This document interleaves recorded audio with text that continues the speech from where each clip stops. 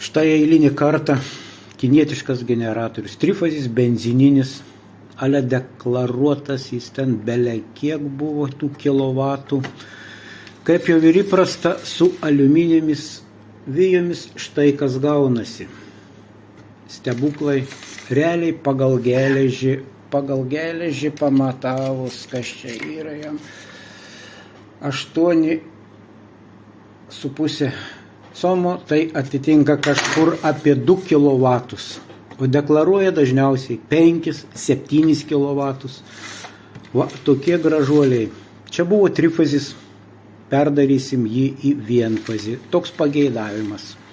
Tolimesnė eiga toliau bus. Tai va, pašalintas kinietiškas aliuminis trifazis stebuklas, vietojo bus dedamas vienfazis lietuviškas varinis stebuklas. Darbinė kaip ir sudėta, gausis kažkur apie 2,5 kW. Va, liko AVR valdymą įkloti ir dar čia yra 12 voltų.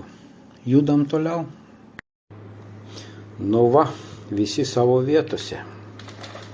Nei liko, nei pritrūko. Judėsim toliau. Na va, kaip ir prie finišo, viskas vietoje, apsiūtas, sutvarkytas.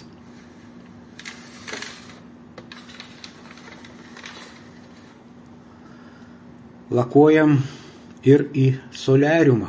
Susitiksim po minutės.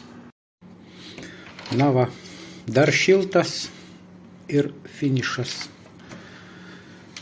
Gražiai rudai paskrudo, sudžiuvo, išdžiuvo, galės toliau tarnauti sėkmingai.